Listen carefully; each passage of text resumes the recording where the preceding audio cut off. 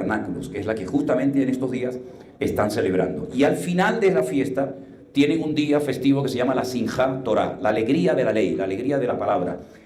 Y estas son las fiestas de obligatorio cumplimiento. Ahora, el Señor Jesucristo, dice la Biblia, que la noche que fue entregado, previamente celebró la Pascua con sus discípulos. Y no la celebró como la vamos a celebrar nosotros, la Santa Cena, en esta mañana. Porque nosotros le damos pan y vino a todo el mundo, pan o zumo de uva a todo el mundo. Pero la Pascua era una comida donde todo lo que se comía tenía un carácter simbólico. Por ejemplo, tenían un plato con agua muy salada y mojaban hojas de lechuga, unas hierbas, y se las comían. Y eso les recordaba las lágrimas que vertieron en Egipto cuando fueron esclavos y el hisopo que utilizaron para pintar con sangre las puertas de las casas. Comían unas hierbas muy, muy amargas para recordar la amargura de la esclavitud. Por supuesto, el plato fuerte de la cena era el cordero, que tipifica la muerte del Cordero de Dios, que fue nuestro Señor Jesucristo. Bebían todos 4 copas de vino, no de zumo de uva, 4 copas de vino. Ustedes dirían, se pondría muy alegre, ¿no? Sí, se ponía muy alegre, sin lugar a dudas. Y cada copa de vino representaba una promesa que Dios le había dado al pueblo de Israel. El postre se llamaba caroset, era como un ladrillo de color canela, para recordar que habían estado construyendo ladrillos cuando estuvieron en Egipto. Se está acoplando un poquito, durante la esclavitud. Y todo eso se celebraba, pero había un momento que el pan, que no era pan, sino que era lo que se llama matzá, es como una galleta desaborida, sin sal, una galleta que no sabía nada, pues resulta, sube un poquitito, sí, ahí espero fuera. El papá se levantaba y decía, este es el pan de aflicción que comieron nuestros padres en Egipto, comamos de él, lo partía y comenzaba a darle a cada uno de los miembros de la familia. Pero curiosamente el Señor Jesucristo esa noche, sabiendo que esa era la fórmula, la forma como tenía que partirse el pan, la matzá, no dijo eso, sino dijo, tomad y comed, porque esto es mi cuerpo que por vosotros es partido. Y haced esto en memoria de mí. No recordó promesas que se habían dado al pueblo de Israel cuando tomaban las copas de vino, sino que dijo, tomad y bebed, porque esta es mi sangre que por vosotros es derramada. Y todo lo cambió. Pero esa noche se comía con los zapatos puestos, generalmente se descalzaban, se relajaban, sino que estaban pendientes como si estuvieran a punto de emprender un largo viaje. Y era una fiesta muy cargada de un simbolismo realmente espectacular. Pero días antes de celebrar la Pascua, el sumo sacerdote, el representante de toda la casta sacerdotal de Israel, se iba hacia el sur, salía de Jerusalén y se iba hacia el sur, más o menos como unos 8 kilómetros aproximadamente, llegaba a un pueblecito llamado Betlehem o Belén, la casa del pan. Y allí él tenía que contactar con los pastores que cuidaban los rebaños de las ovejas. ¿Se acuerdan? ¿Les suena esto? Y tenía que escoger 2 corderos sin defecto, perfectos, y llevarlos a Jerusalén para que durante una semana los examinaran y vieran si cumplían todas las leyes para poder ser sacrificados posteriormente en el día de la Pascua. Y cuando el sumo sacerdote venía y se veía que venía con los 2 corderitos caminando hacia Jerusalén, toda la ciudad salía a recibirle, y entonces la ciudad comenzaba a decir, Baruch haba Beshen Adonai, que significa bendito el que viene en nombre del Señor.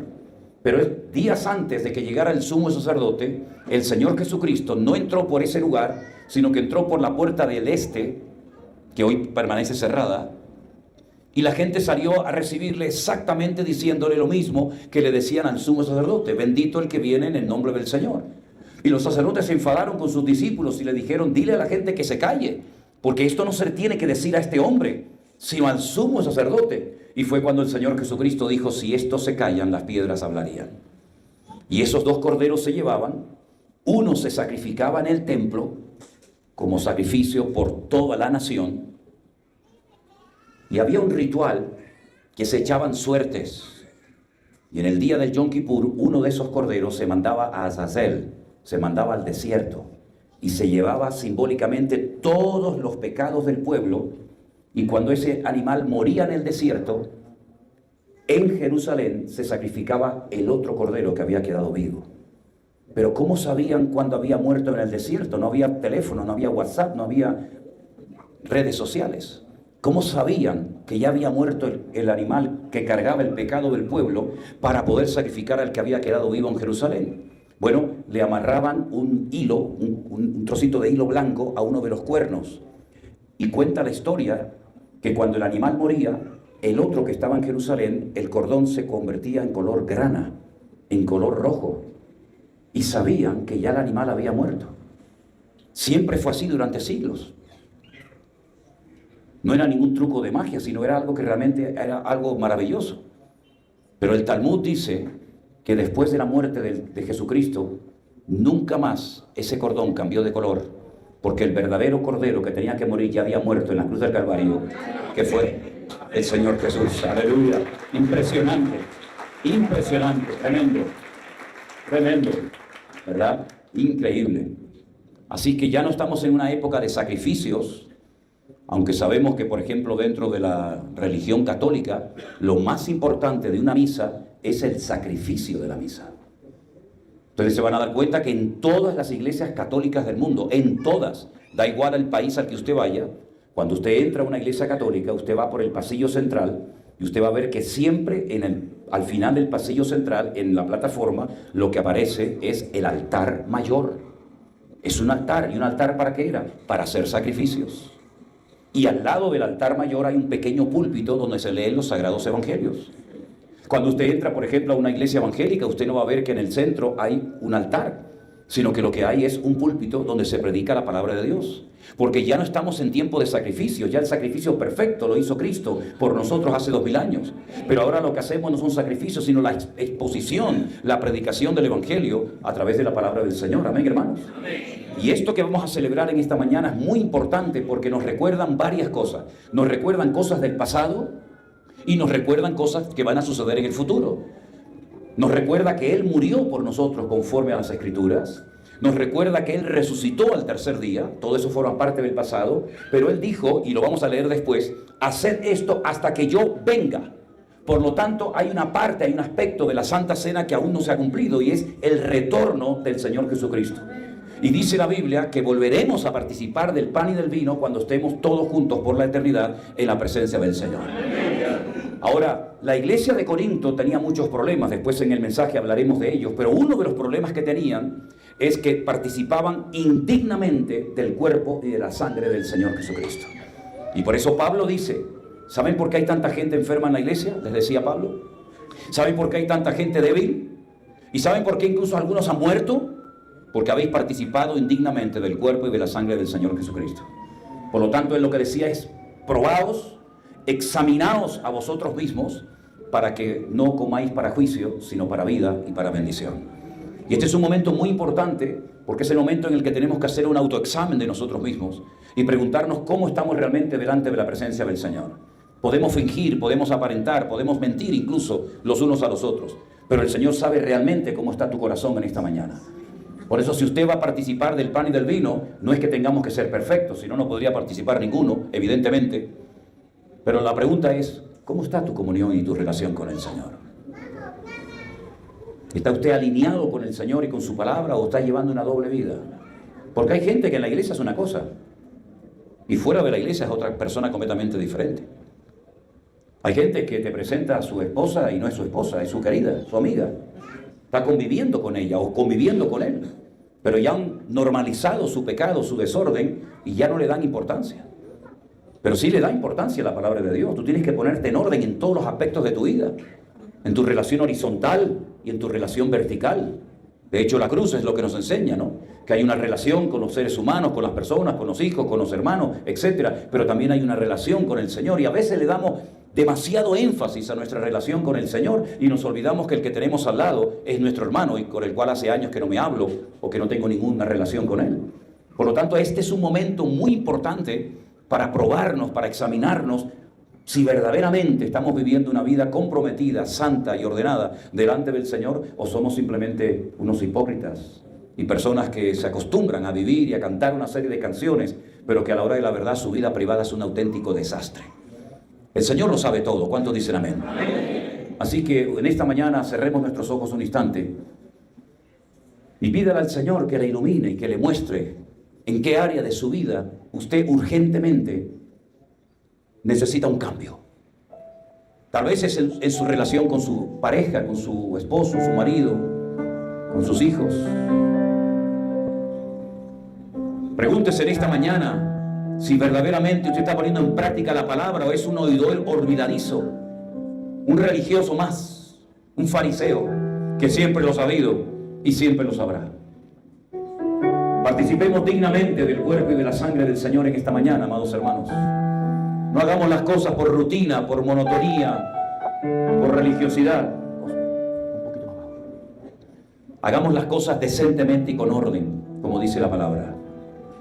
Los hermanos que van a estar repartiendo el pan y el vino ya se van a estar preparando, pero queremos orar juntos al Señor en este momento y pedirte, Padre Santo, Padre bueno, Dios Todopoderoso y misericordioso. ¿Perdón? No le oigo. Gloria a Dios, gloria a Dios. Te damos gracias, Señor, porque nada pasa por casualidad. Todo está bajo el control de Dios. Y estamos preparados para cualquier cosa que tú permitas que suceda, Señor. Qué maravilloso, Señor, estar en este lugar, alabando el nombre todopoderoso de nuestro Dios. Pase lo que pase o venga lo que venga. Amado mío, gracias, porque todo viene de ti, Señor. A ti la gloria, a ti la honra. Y que este pan y este vino traiga sanidad a los enfermos. Que hoy haya milagros, señales y prodigios en este lugar. Que en el nombre de Jesús, personas con cáncer, personas enfermas, personas con depresiones y ataduras espirituales ahora sean libres en el nombre de Jesús de Nazaret. Que se rompan cadenas, que se sanen los enfermos, que los demonios dejen de molestar a las personas, Señor. Y que en el día de hoy haya victoria, haya poder, haya gloria, haya bendición, Señor. Porque tú venciste al diablo, a los demonios. Él está vencido. Nosotros iremos de gloria en gloria, de victoria en victoria y de bendición en bendición. Y en el nombre de Jesús, Señor, gracias por tu presencia en este lugar. Porque a veces cuando la iglesia oraba, también los lugares temblaban. Y hoy tiembla por el poder de Dios. ¡Aleluya! ¡Gloria a Dios! ¡Gloria a Dios! Hoy que nos hemos olvidado, o nos hemos olvidado que cuando los cristianos oraban en Jerusalén, también temblaba la iglesia. O nos hemos olvidado que cuando Pablo y Silas, torturados en la cárcel, cantaban al Señor, también temblaba la cárcel. Pues es tiempo de que Colombia tiemble bajo el poder de nuestro Dios. ¡Aleluya! ¡Y a su nombre! ¡Y a su nombre! ¡Aleluya! Amén. Póngase de pie conmigo en esta mañana. Y mientras los hermanos comienzan a repartir el pan y el vino, esperamos juntos, cantamos esta alabanza a nuestro buen Dios. Gracias, mi Señor Jesús. Aleluya. Muchas gracias. Gracias, Señor. Gracias, mi Señor Jesús. En tus brazos me has dado y me has dado de tu amor derramado en mi corazón. Amén. No sabré agradecerte lo que has hecho por mí. Solo quiero darte ahora mi canción.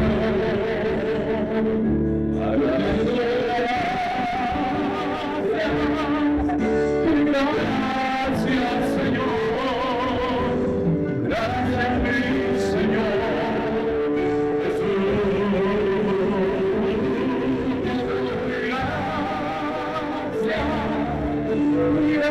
Gracias, Señor. Gracias, mi Señor Jesús.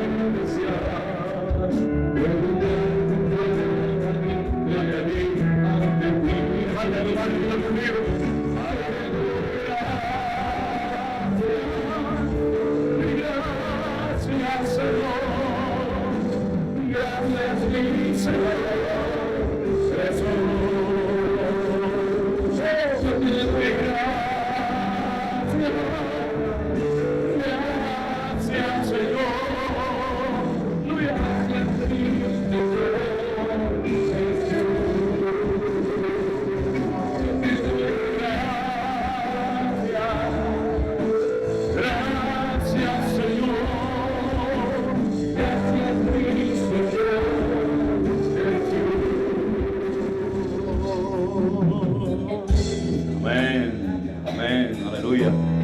Es una santa cena inolvidable hoy, inolvidable. Yo es que no les entendía cuando me estaban hablando. Pensé que había dicho algo incorrecto. No tengo, ya tengo. Pensé que había dicho algo y yo digo, no, ¿qué me está pasando? ¿Se movió de verdad? ¿Tú sentiste? Yo no sentí nada. De verdad.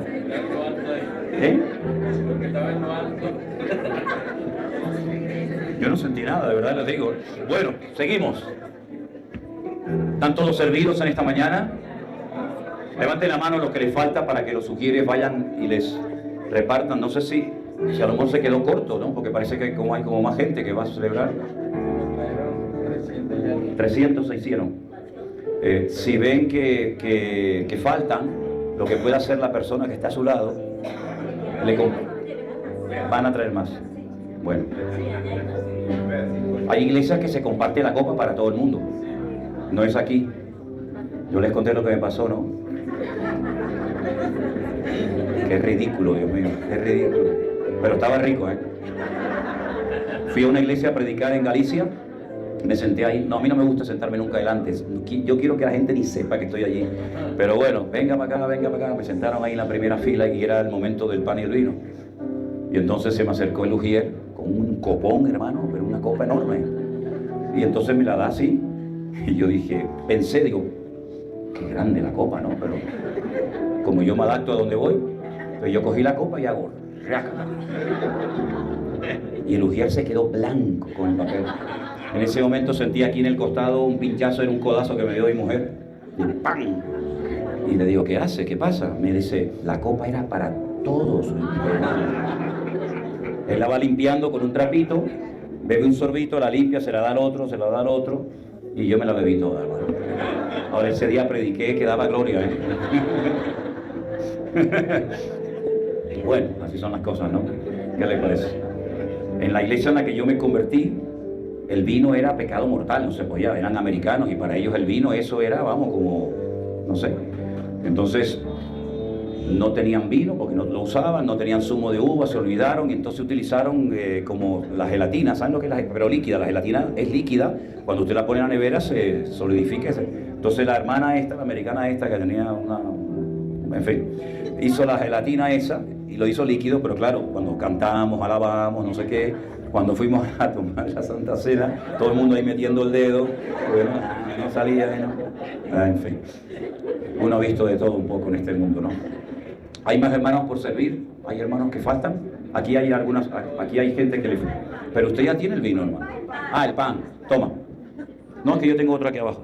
Toma, no sabía que me habían puesto aquí pan y vino. ¿Ok? Sí, ok. Levante la mano al que le falte algo. ¿A usted también? ¿Pan? ¿Pancito? Mire, allí le falta a la hermana. Eso es. Esa noche que el Señor participó del pan y del vino, que era la fiesta de la Pascua, allí estableció lo que se llama el nuevo pacto, que ya había sido profetizado por Jeremías en el Antiguo Testamento, que Él haría un pacto y escribiría su palabra no en piedra, sino en corazones, y pondría su espíritu en nosotros, y ese pacto ya se ha cumplido, gracias a Dios. Pues dice la palabra del Señor, yo recibí del Señor lo que también les he enseñado, que el Señor Jesús, la noche que fue entregado, tomó pan, y habiendo dado gracias, lo partió y dijo, tomad y comed, esto es mi cuerpo, que por vosotros es partido, haced esto en memoria de mí. Participamos juntos, hermanos, del pan en esta mañana. Aleluya. Gracias, Señor Jesús. Aleluya. Asimismo tomó también la copa después de haber cenado, diciendo, esta copa es el nuevo pacto en mi sangre. Haced esto todas las veces que la bebiereis en memoria de mí. Así pues, todas las veces que comieres de este pan y bebieres de esta copa, la muerte del Señor anunciáis hasta que Él venga. Participamos de la copa, hermanos. Aleluya. Dele gracias al Señor en esta mañana. Gracias, Señor. Aleluya. Gracias, Señor. Te alabamos. Te alabamos. Aleluya. A ti la gloria. Gracias, mi Señor. Aleluya. Gracias, mi Señor. Te adoramos, oh mi Señor amado. Aleluya.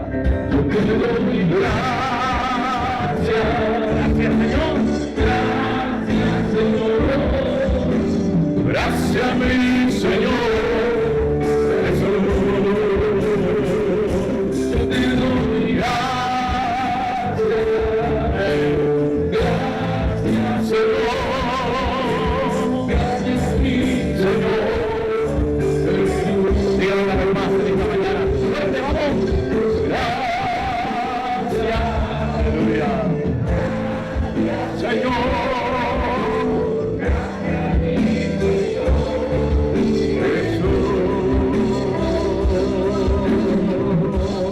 Fuerte ese aplauso a nuestro Dios. Aquí la gloria, la alabanza, el honor. Amén. Amén. Saluda al hermano que está a su lado en esta mañana. Dígale, Dios le bendiga. Déjame saludar a este muchacho. Llevo todo el rato. Mira, voy a saludar. Dios te bendiga. ¿Vienes por primera vez? ¿Sí? ¿Ya has venido? Bienvenido. Me alegro mucho de que estés con nosotros. Ah, sí, ay, qué bueno, qué bueno. Bendiciones para todas. Bendiciones. Que Dios les bendiga y les guarde. Bendiciones. Que Dios te bendiga, hermana. Me alegro verle. ¿Cómo está usted? Bendiciones. Que Dios te bendiga. Hermana, Dios le bendiga. Bendiciones. Amén. Gracias al Señor. Amén. Amén, hermanos queridos. Como dijo el pastor Osman, los niños pueden salir a sus clases. Los demás nos quedamos aquí. Tome asiento, por favor, si es tan amable. Gracias, Señor. Dios es bueno. Para siempre su misericordia. Aleluya.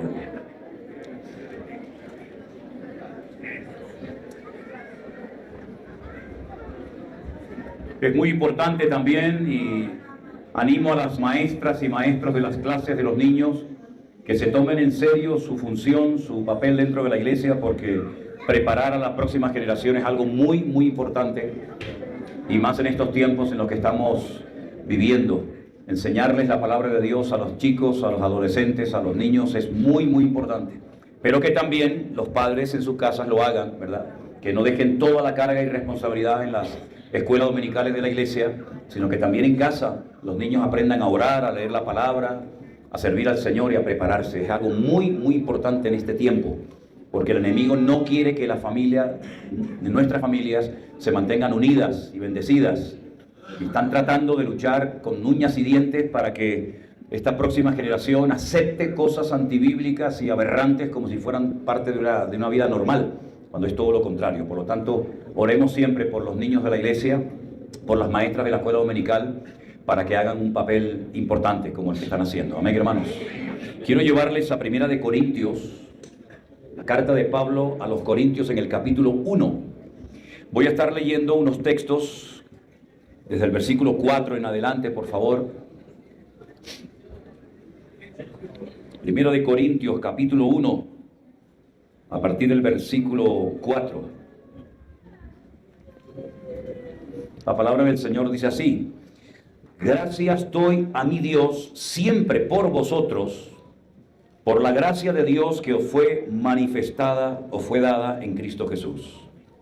Porque en todas las cosas fuisteis enriquecidos en Él, en toda palabra y en toda ciencia, así como el testimonio acerca de Cristo ha sido confirmado en vosotros, de tal manera que nada os falta en ningún don, esperando la manifestación de nuestro Señor Jesucristo, el cual también os confirmará hasta el fin, para que seáis irreprensibles en el día de nuestro Señor Jesucristo. Fiel es Dios, por el cual fuisteis llamados a la comunión con su Hijo Jesucristo, nuestro Señor. ¿Cuántos dicen amén? Amén. En esta ciudad de Corinto, el apóstol Pablo permaneció un año entero. Él venía de Atenas, por decirlo de alguna manera, entre comillas, de una especie de fracaso ministerial, porque fue el único lugar donde el libro de los Hechos relata que Pablo estuvo y no estableció una iglesia. En Grecia, concretamente en Atenas, capital. La Biblia dice que él, utilizando toda la sabiduría que tenía, todo el conocimiento que tenía, que era muchísimo, pues intentó impresionar un tanto a los atenienses. Incluso menciona en su discurso, que lo tenemos en el libro de los Hechos, cuando fue a predicar al Areópago, ese auditorio donde estaban allí todas las personas atentas a su mensaje. Él incluso utilizó, o mejor dicho, usó frases de famosos poetas griegos, y era una especie como de demostrar que él también era muy elocuente y muy sabio, y etcétera, etcétera. Pero allí no estableció iglesia. Cuando él baja a la ciudad de Corinto, Él dice que se propuso en su corazón no volver nunca más a utilizar ese sistema para alcanzar a las almas para Cristo. Dice, porque yo no quiero, primero, ni impresionar a nadie, ni quiero que nadie quede impactado por mi sabiduría o por mi sapiencia, sino que me limité a predicar de Cristo crucificado y resucitado, para que vuestra fe no esté fundada en la sabiduría humana, sino en el poder de Dios. Y entonces en Corinto él se da cuenta que no es con palabras persuasivas de humana sabiduría que la gente llega al conocimiento de la verdad, sino cuando el Espíritu Santo toma una palabra predicada que toca un corazón, ablanda una vida, y esa persona es transformada por el poder de Dios y no por la elocuencia de nadie. Y él permanece en esa ciudad un año. Era una ciudad cosmopolita, una ciudad importante, una ciudad muy grande, y una ciudad donde venían comerciantes de todas partes del mundo conocido a vender y a comprar productos. Y entonces lo que pasaba en Corinto es que había templos de todos los tamaños y colores y creencias, para que los comerciantes, los que pasaban por allí o vivían allí, estuvieran contentos y cada uno fuera al templo suyo, de su religión o de su culto, a adorar a Dios.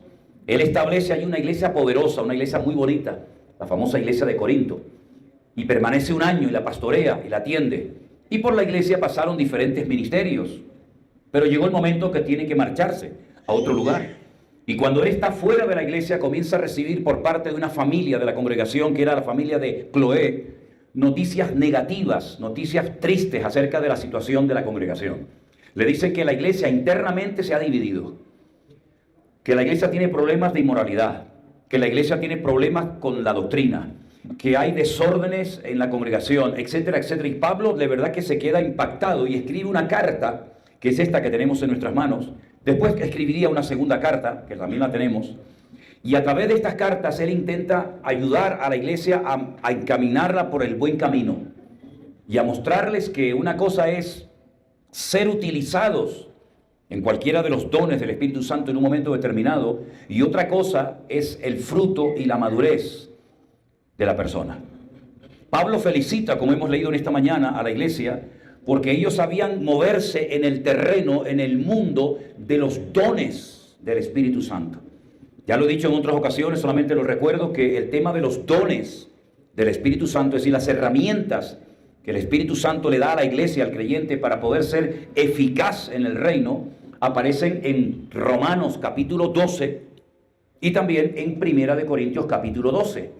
Ahí están los dones que existen, y si no está el que usted cree que tiene, es porque eso no es un don. Tal vez es un talento, tal vez es una habilidad, tal vez es algo que usted ha aprendido a través de la práctica o como sea, pero no es un don espiritual. Los dones del Espíritu, repito, están en Romanos 12 y en Primera de Corintios capítulo 12. Ahí aparecen, ¿verdad? El don, por ejemplo, de la profecía, el hablar en lenguas, el discernimiento de espíritus, palabra de sabiduría, palabra de fe, servicio, misericordia, presidir, organizar, etcétera, etcétera. Entonces el apóstol Pablo se da cuenta de que la iglesia, en ese terreno de los dones del Espíritu Santo, es decir, en el hacer cosas, han aprobado con buena nota. Pero luego, a la hora del comportamiento, del testimonio y de la conducta, son un auténtico desastre. Y el mismo apóstol que en el capítulo 1 lo felicita, en el capítulo 3 les dice: de manera que yo, hermanos, versículo 1, no pude hablaros como a espirituales, sino como a carnales, como a niños en Cristo. Os di a beber leche y no vianda, es decir, alimento sólido, porque aún no erais capaces, ni sois capaces todavía, porque aún sois carnales. Pues habiendo entre vosotros celos, contiendas y disensiones, ¿no sois carnales y andáis como los hombres? Porque diciendo el uno, yo ciertamente soy de Pablo, y el otro, yo soy de Apolos, ¿no sois carnales? ¿Qué pues es Pablo y qué es Apolos? Servidores por medio de los cuales habéis creído, y eso según lo que a cada uno concedió el Señor. Yo planté, Apolos regó, pero el crecimiento lo ha dado Dios. Así que ni el que planta es algo, ni el que riega, sino Dios que da el crecimiento. Y el que planta y el que riega son una misma cosa, aunque cada uno recibirá su recompensa conforme a su labor. Porque nosotros somos colaboradores de Dios. Vosotros sois labranza de Dios, edificio de Dios, conforme a la gracia que Dios me ha dado o me ha sido dada. Yo como perito arquitecto puse el fundamento y otro edifica encima, pero cada uno mire cómo sobreedifica, porque nadie puede poner otro fundamento que el que está puesto, el cual es Jesucristo. Si Pablo intenta demostrarle a la iglesia, a los creyentes de la iglesia de Corinto, que Dios utiliza gente, lo utilizó a él para fundar la iglesia, lo utilizó a él para llevar a miles a los pies de Cristo. Pero luego también utilizó a otro ministerio llamado Apolos para traer más enseñanza, más renovación espiritual, más profundidad en las Escrituras. Este es el Apolos del cual el libro de los Hechos dice que era un varón ferviente de espíritu y poderoso en las Escrituras. ¿Se acuerdan? Dice que le estaba predicando un día y había allí un matrimonio que lo escuchó, Priscila y Aquila, y dice que después de terminar el mensaje lo llaman aparte y dice que le expusieron más ampliamente el Evangelio. Porque si bien es cierto que tenía mucho conocimiento de las Escrituras y tenía mucho deseo de servir al Señor, era un mensaje muy repetitivo. Dice que solamente hablaba del bautismo de Juan el Bautista se refirió, ¿verdad? Entonces él acepta la corrección, él amplía su mensaje y entonces es cuando Pablo se atreve a pedirle que vaya a la iglesia de Corinto y a otras localidades a predicar la palabra, porque fue un instrumento muy poderoso en las manos del Señor en aquella época. Y la gente se quedó prendida con Apolos. El ministerio de Pablo era diferente, su forma de exponer el evangelio era distinta. Entonces la gente comenzó a hacer esas comparaciones odiosas y comenzó a decir, bueno, a mí me gusta más cómo predica Pablo. Ah, no, eso nada. A mí me gusta más cómo era Pablo, porque Pablo era increíble. Y comenzaron ahí esas luchas y peleas dentro de la iglesia. Y eso no es de Dios, hermanos. Eso no agrada al corazón de Dios. Pablo dice, ¿quién soy yo y quién es Apolo? Somos simplemente colaboradores de Dios. Todo esto no lo ha producido ni él, ni yo, ni el otro, ni el otro. Todo esto lo ha producido el Espíritu de Dios, el poder de nuestro Dios. El fundamento es el Señor Jesucristo. Yo vine y planté y la obra creció y se estableció, pero esto hay que cultivarlo, hay que ayudarle a los hermanos a crecer y se fue Apolo. Pero en definitiva, el organizador, el autor de toda esta maravilla, no es ni él ni yo, es el Señor Jesucristo, el fundamento de nuestras vidas. Amén, hermanos. Amén. Pero no solamente tenían este problema de divisiones internas, de grupitos entre ellos, sino que además habían caído también en el error de la inmoralidad. La Biblia dice que había un pecado que lo estaban cometiendo en la iglesia, que ni siquiera en la calle lo conocían o lo habían practicado.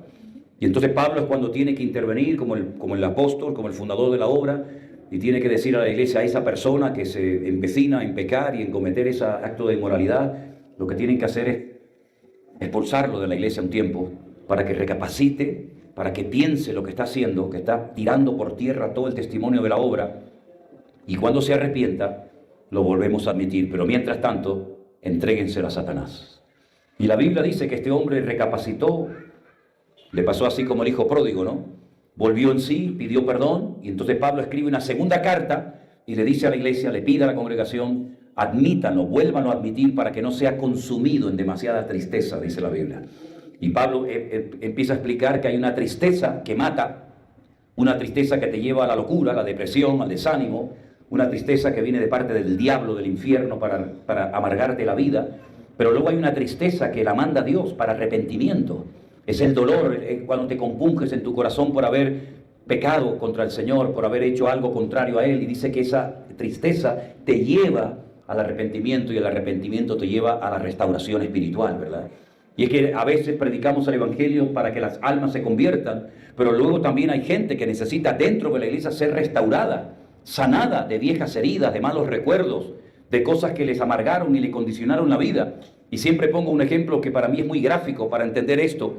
Y es cuando el Señor Jesucristo se aparece en el cementerio donde su amigo Lázaro está muerto hace 4 días.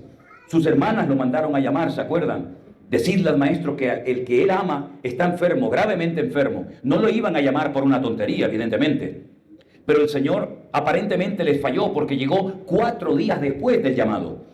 Él había dicho, pedid y recibiréis, llamad y se os abrirá, buscad y hallaréis. Y es lo que ellas hicieron, pidieron, llamaron, buscaron, pero no apareció por ninguna parte. Y por eso cuando aparece el Señor por la casa de Marta y de María, las dos, no solamente Marta, también María, las dos están heridas, están dolidas. Me ha fallado el Señor.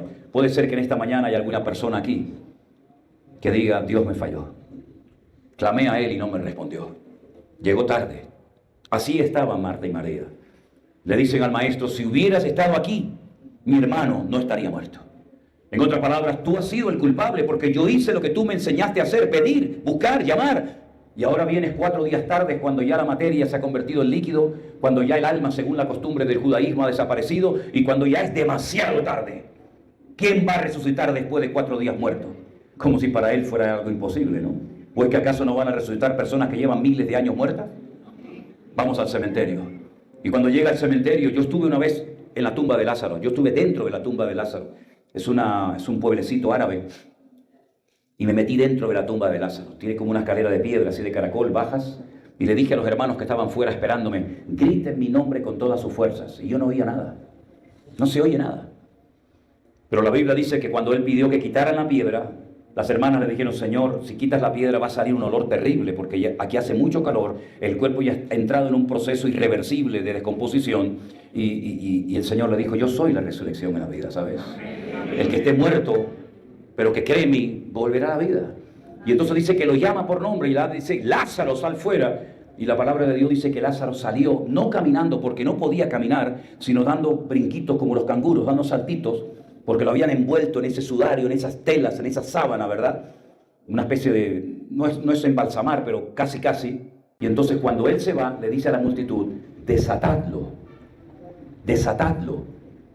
y dejarlo ir.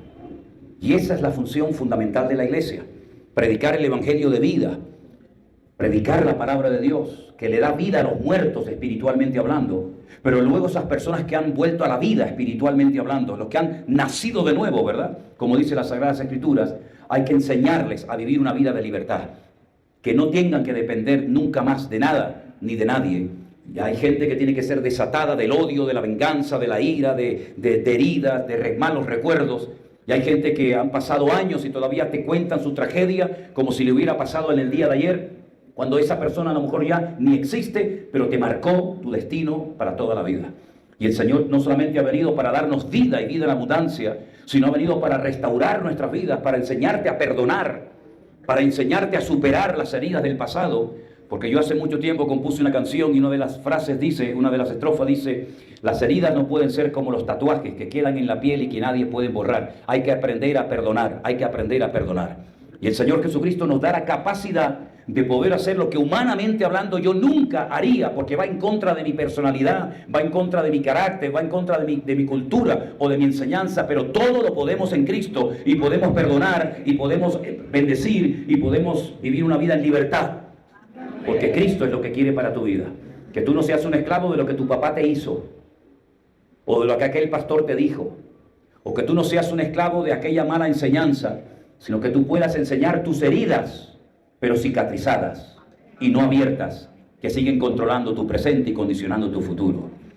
Entonces la iglesia de Corinto había entrado en un proceso terrible porque estaban perdiendo la santidad, y cuando se pierde el respeto, la santidad en una iglesia, esa iglesia está condenada a muerte. Y no es la primera vez a lo largo de la historia que una iglesia empezó muy bien y terminó muy mal. Quiero decirles que las 7 iglesias del Apocalipsis que se mencionan en el libro del Apocalipsis, Éfeso, Esmirna, Pérgamo, Tiatira, Sardis, Filadelfia, etc., esas iglesias hoy en día no existen.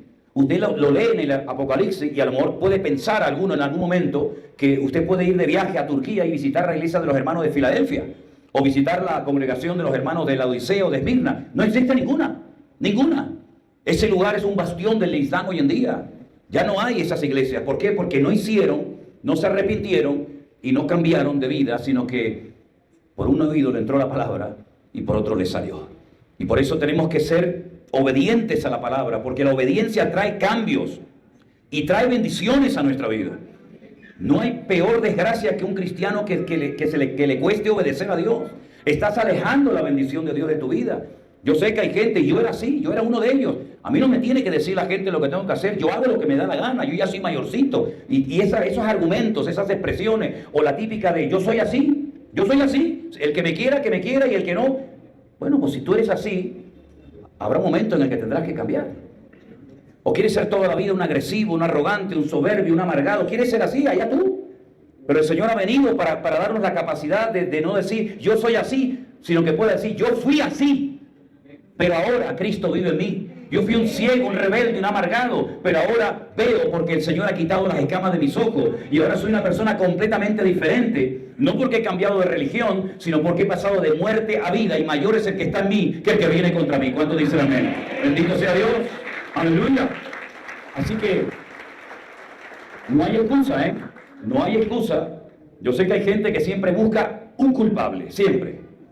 No, es que el pastor no me entiende, el pastor no me llama, el pastor no me visita. Ah, entonces el pastor es el culpable de que tú seas así, ¿no? O Dios, o el diablo, o mi padre, o mi madre, o la iglesia. Sí, es muy fácil proyectar en los demás. Es increíble ver cómo cuando Job estaba siendo probado por el Señor, y hay un momento en el que comienza como a presentar argumentos, como diciendo, oye, ¿por qué me pasa a mí esto? Y comienza como un poquito, entre comillas, a quejarse delante del Señor. Y el Señor lo escucha. Y al final le dice el Señor, nuestro Dios, a Job, ¿me vas a condenar a mí para justificarte tú? No busques culpables fuera de ti. Puede ser que a lo mejor haya sido víctima de algo, de alguien. Pero la Biblia dice que en Cristo somos más que vencedores. Y ni la muerte, ni la vida, ni ángeles, ni principado, ni potestad, ni lo presente, ni lo porvenir, ni lo alto, ni lo profundo, ni ninguna cosa creada nos podrá separar del amor de Dios en Cristo Jesús, Señor nuestro. Antes bien, en todas estas cosas somos más que vencedores. Por lo tanto, lo que tienes que hacer es aplicar en tu vida toda la capacidad espiritual, todo el potencial que el Señor ha depositado dentro de ti para poder vivir una vida cristiana victoriosa como cabeza y no como cola. Porque eso es lo que dice la palabra de Dios, que el que obedece estará siempre arriba y no abajo, será cabeza y no será cola, prestará y no tendrá que pedir prestado a nadie. En otras palabras, trae cambios radicales a la vida cuando una persona se somete a Dios, se sujeta a Dios, aunque no entienda lo que está pasando, y obedece al Señor a pesar de las circunstancias. Obedecer al Señor cuando te agrada lo que te pide, eso no le cuesta a nadie. Pero ahí se ve el nivel de madurez de una persona. En el nivel de madurez se nota cuando tú obedeces, cuando tú acatas la voluntad de Dios, aunque no entiendas nada, aunque estés llorando y sufriendo, pero yo sé que mi Dios es bueno y para siempre su misericordia. La iglesia empezó algunos a criticar a Pablo, comenzaron a criticarle, comenzaron a decir cosas referente a él. Otro pecado también de la iglesia, la murmuración. Mira, si por algo le doy gracias a Dios por el Centro Evangélico Vida Nueva, no digo que no haya casos, tampoco quiero presumir y estar aquí aparentando de nada. Pero nuestro ministerio no se caracteriza por ser un ministerio de gente criticona. Sinceramente, no digo que no haya casos, ¿vale? Pero saben que la crítica es un daño terrible.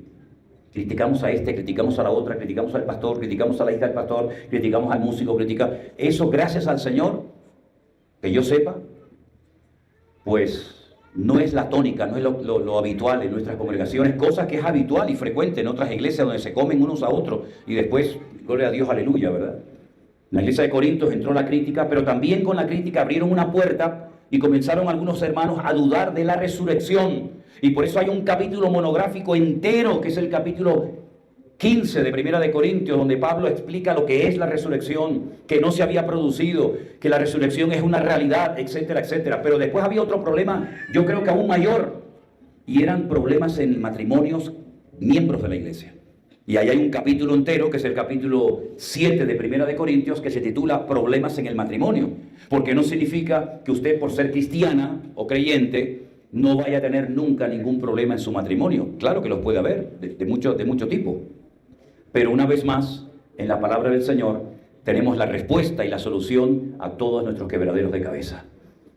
El apóstol Pablo habla de hermanas que son creyentes y su marido no. ¿Cómo actúo? ¿Qué hago? Él no es creyente, no me quiere acompañar a la iglesia. ¿Cómo hacemos con nuestros hijos? O viceversa, él es creyente y él no. Bueno, usted no tiene que inventarse nada. La vida cristiana ya está todo planificada y escrita y revelada en las palabras de Dios. Y los escritos no necesitan ningún tipo de confirmación. Si usted tiene problemas en su matrimonio, no hay dos iguales, evidentemente. La palabra del Señor nos da la enseñanza necesaria para saber cómo tengo que comportarme en todo momento. Y no solamente eso, sino que además en la iglesia de Corinto había un problema grave. Y es que todo lo que estaba sucediendo dentro de las paredes de la congregación afectaba el testimonio público de la iglesia. Y eso es algo que sí tenemos que tomarnos muy, pero que muy en serio. Cuando usted mañana se vaya a su trabajo, a su oficina o a donde sea, usted está representando en cierta manera a un ministerio, a una iglesia, a unos pastores. Su testimonio puede elevar el prestigio la gloria del Señor en un lugar, o puede tirar por tierra el testimonio y el trabajo de muchas personas. Usted tiene que ser una luz en el lugar donde se encuentra y no ser una piedra de tropiezo. Que la gente no diga nunca, este es cristiano, esta es cristiana, por favor. Ahí son todos iguales. ¿Han oído esa frase alguna vez? ¿Verdad? Y juzgan y paga justo por pecador. Y juzgan a todos por igual. ¿Qué responsabilidad tan grande tú tienes, hermano? Yo sé cuáles son las mías. Pero qué responsabilidad tienen todos y cada uno de ustedes de mantener el testimonio del Señor y que la gente, mira, tal vez no le gusten nuestras canciones, tal vez no le guste nuestro estilo de vida, lo entiendo, pero que nunca te señalen con el dedo diciendo realidades, diciendo verdades, sino que digan, este hombre y esta mujer viven lo que predican y son testimonio en el trabajo, en la universidad, en donde sea. Y eso es lo que va a traer a las multitudes a los pies de Cristo. ¿Cuántos dicen amén? Amén. La iglesia de Corinto entró en un periodo de crisis. Hay diferentes etapas a lo largo de la vida cristiana, tanto a nivel ministerial, a nivel de iglesia. Gracias al Señor, yo creo que en este momento nosotros estamos en un momento maravilloso, en un momento precioso, de amor, de unidad, de apoyo mutuo, de unidad en el liderazgo entre los pastores. Todo eso lo tenemos que aprender a conservar y a valorar.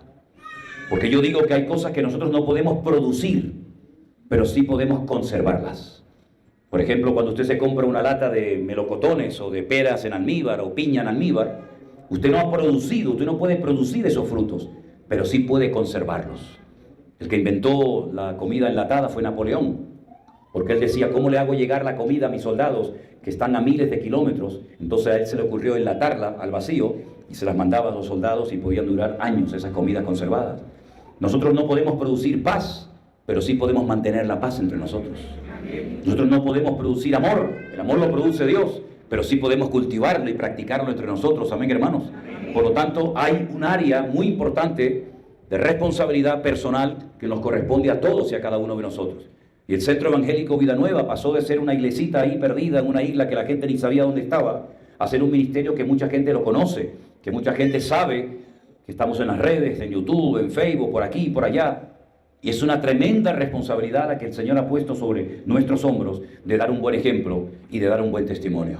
Y tenemos que estar abiertos a la corrección, a ser corregidos, a ser tratados, porque una persona, si quiere ser usada por el Señor, tiene que ser previamente tratada por el Señor. ¿Cuántos dicen amén? Amén. Una persona que no ha sido restaurada en diferentes áreas de su vida, si se le da autoridad, si se le da poder, puede ser una bomba y puede ser un peligro. La palabra del Señor nos dice que el mismo Pedro tuvo que ser restaurado antes de poder otra vez volver a servir al Señor. Tenemos que ser restauradas en muchas áreas de nuestra vida. Así que no tenga prisa, no se apresure a hacer algo antes de que el Señor primeramente haya hecho algo importante y un cambio transformador en tu vida. Porque repito, antes de ser usados, tenemos que ser previamente tratados por el Señor. Y hay muchos ejemplos en la Biblia de personas que fueron tratadas durante años para ser usados muy poquito tiempo. Por ejemplo, Moisés tuvo 40 años, aparentemente sin hacer nada, cuidando ovejas en el desierto que ni siquiera eran de él, eran de su suegro. Pero en esos 40 años el Señor lo trató. El Señor cambió su forma de ser. El Señor lo humilló. Y cuando el Señor lo vuelve a llamar 40 años más tarde, cuando aparentemente ya es demasiado anciano, es cuando está preparado para poder servir al Señor. Alguna gente dice, bueno, eso de seminarios o de prepararse para servir al Señor, eso no es bíblico, ¿ah, no? ¿Cuánto tiempo estuvo el Señor Jesucristo tratando y moldeando a sus discípulos, hermanos? Con el mejor maestro, el mejor evangelista, el mejor profeta. Tuvo 3 años con los discípulos. Y les enseñó a convivir, a pesar de que entre ellos no era fácil la convivencia. Fíjese que, por ejemplo, uno de ellos trabajó para el Imperio Romano. Mateo fue un recaudador de impuestos del enemigo, del imperio, del imperialismo de la época. Y sin embargo, después en su lista de discípulos tenía un celote. ¿Qué era un celote? ¿Un terrorista? ¿Un guerrillero? ¿Un paramilitar? Y los pone a los dos juntos. A uno que trabajó para el Imperio Romano y a otro que lo que quería era matar al Imperio Romano. ¿Y cómo van a convivir esas dos personas? ¿Van a estar todo el día discutiendo? Sin embargo, después terminaron dando los dos la vida por el Señor Jesús.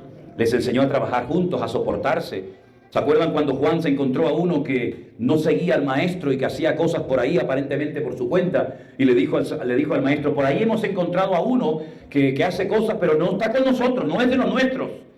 ¿Quieres que ore para que caiga fuego del cielo y lo destruya? Muchacho, ¿este quién es? Y el Señor Jesucristo le dice a Juan, oye, eres como un trueno. ¿Cómo vamos a orar para que la gente se queme? Déjalo. Y ese hombre que era fuerte de carácter, capaz de pedirle al Señor, déjame que ore para que caiga fuego del cielo y lo destruya, después es el discípulo del amor, el que más habla del amor. Miren sus cartas, primera, segunda, tercera de Juan, miren su evangelio, espectacular. Es decir, uno puede cambiar si se deja cambiar y tratar por el Señor. Lo peor que puede ocurrir, y lo he visto lamentablemente muchas veces, es cuando Dios está tratando a una persona, Dios está tratando a una familia, Dios está tratando una vida y abortas el proceso de Dios. Te vas porque aquí no te aman, porque aquí no te entienden, te vas a otro lugar pensando que en otro lugar tu problema no va a aflorar con el paso del tiempo y vuelve otra vez a florecer, porque vayas a donde vayas, tú serás el mismo en todas partes. A veces queremos cambiar todo lo externo a nosotros en vez de cambiar nosotros y cambiar lo externo, ¿verdad?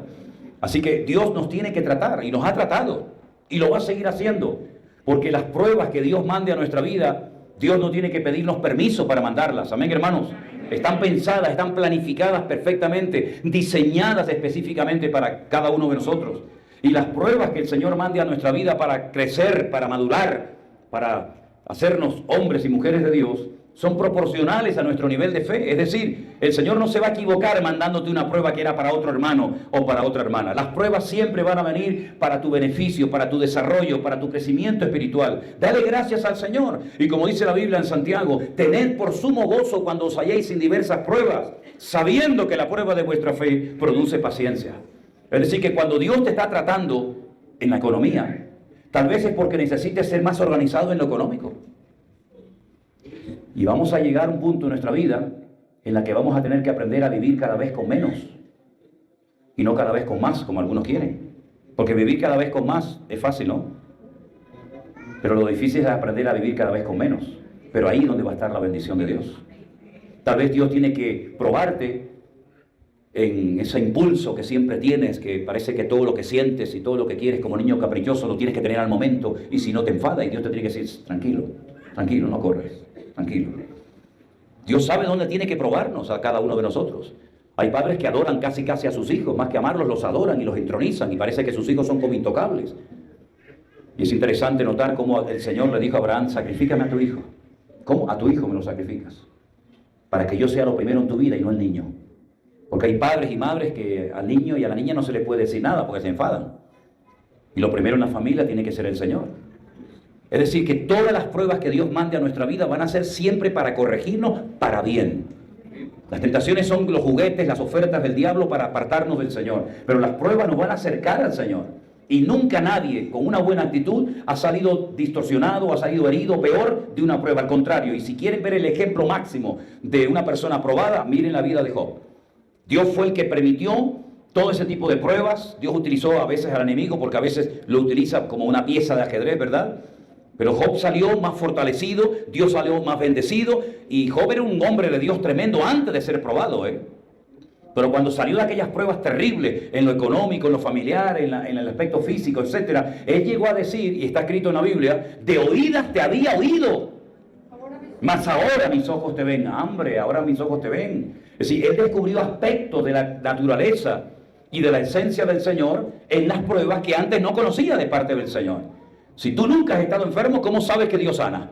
Si tú nunca has estado deprimido o triste, ¿cómo sabes que Dios te puede quitar esa atadura y esa losa terrible sobre tu vida? Hermano, Dios te va a hacer pasar por distintas experiencias, no solamente para que descubra lo poderoso que es Dios, sino para que después, con el trato que Dios te ha tratado y bendecido, tú puedas bendecir y tratar y ayudar a otras personas a lo largo de tu vida. Así que no hay tiempo perdido, no hay cosas que Dios hace porque no tiene otra cosa que hacer, sino que Dios tiene un propósito de vida, un diseño de vida, y lo que tenemos que hacer es adaptarnos al Señor, obedecerle, y la bendición a veces ni la tienes que buscar ni pedir, te encuentra donde te encuentres. La Biblia dice en el Salmo 23 que el bien y la misericordia me seguirán, a mí me seguirán todos los días de mi vida. Hay gente que va detrás de los dones, va detrás de la unción, va detrás de no sé qué. Usted no tiene que ir detrás de nada ni de nadie. Usted tiene que seguir al Señor. Y siguiendo al Señor, todo vendrá por añadidura. Buscad primeramente el reino de Dios y su justicia, y todo vendrá por añadidura. Amén, amén. No se complique la vida, hermano. Los gentiles, los inconversos, son los que siempre viven preocupados. ¿Y qué como? ¿Y qué vivo? ¿Y cómo pago esto? ¿Y cómo pago aquello? Dejen que ellos vivan como quieran. Nosotros vivimos en paz, dormimos en paz, porque sabemos en quién hemos creído. Y mirad las aves del cielo. Aquí tenéis un montón, ¿eh? Mirad las aves del cielo. ¿De qué trabajan estos bichos? No hacen nada. Pero nuestro Padre Celestial las alimenta. ¿No nos va a alimentar a nosotros el Señor? ¿O es que valemos menos que un pajarito? Ese es nuestro Dios. La tranquilidad con la que uno vive de saber que el Señor está conmigo. Oye, que se movió el suelo. Pues gloria a Dios. Gloria a Dios. Por algo se habrá movido. Mira, a lo mejor despertó a uno que estaba medio atontado ahí sentado. Vete tú a saber. Y dijo, uy, mi madre, ¿esto qué pasa aquí? Bueno, ya está. Que no se movió, pues ya está, no pasa nada, no se movió. Pero no andamos por emociones, ni por sentimientos, ni por vista. El justo por la fe vivirá. ¿Cuántos dicen amén? Aleluya. Fuertes aplausos a nuestro Dios en esta mañana. Aleluya. Aleluya. Y finalmente, uno de los grandes, gravísimos problemas que cometieron algunos de los miembros de la iglesia de Corintios fue que se denunciaron los hermanos yendo a los tribunales del mundo para denunciar a un hermano por algo que había hecho. Qué terrible, ¿no? Y Pablo se entera de esto y dice, no hay suficiente sabiduría en la casa de Dios, en la iglesia, para juzgar estos asuntos, que tenemos que ir a los tribunales del mundo para solucionar nuestros problemas internos. Tan bajo hemos caído, hermanos, que tenemos que ir a un abogado, a un fiscal, a un juez, para que arregle el problema que tengo yo con mi hermano. Claro que pueden surgir problemas entre creyentes. Claro que no le vas a caer bien a todo el mundo. Claro que pueden surgir problemas de toda índole. Pero para eso tenemos al Señor. No para recurrir a la gente del mundo para solucionar nuestros problemas, sino que lo ideal sería que los de la calle vinieran a nosotros a pedirnos consejo y no nosotros tener que a ellos a pedirles consejo. Yo estoy plenamente convencido que muchos jóvenes que están estudiando, por ejemplo, psicología, o están estudiando derecho, o están haciendo otras carreras, yo estoy plenamente convencido que llegará un momento en el mundo en el que los inconversos tendrán que venir a los creyentes a pedirles ayuda y a pedirles auxilio. Porque la palabra de Dios nos enseña que los últimos tiempos se van a poner tan complicados que la gente no le va a quedar más remedio que pedir ayuda. Y entonces ahí tenemos que estar preparados para recibirlos con los brazos abiertos. Y no asustarnos cuando comiencen a entrar gente a nuestra iglesia diferente a nosotros, que huelen mal.